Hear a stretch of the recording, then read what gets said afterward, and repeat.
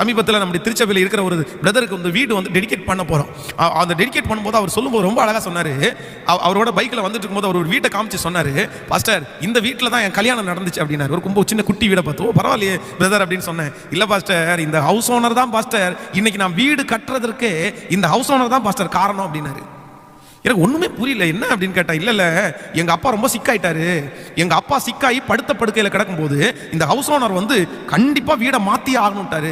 ஏன் அப்படின்னா உங்கள் அப்பா இறந்து போயிட்டார் அப்படின்னா அவருடைய சாவெல்லாம் என் வீட்டில் வச்செல்லாம் எடுக்க முடியாது, அதனால வீடை மாற்றுங்கன்ட்டாரு. அன்னைக்கு அவ்வளோ கஷ்டப்பட்டு நாங்கள் வீடை மாற்றினோம். வீடை மாத்திர அன்னைக்கு கடவுள்கிட்ட சொன்னேன், இனி எனக்கோ என் அம்மாவுக்கோ இந்த பிரச்சனை இனி வரக்கூடாது அப்படின்னு சொல்லி அன்னைக்கு ஒரு தீர்மானம் எடுத்தோம். அன்னைக்கு அவமானப்பட்டதுனால தான் இன்னைக்கு நான் வீடே கட்டினேன் பாஸ் அப்படின்னாரு.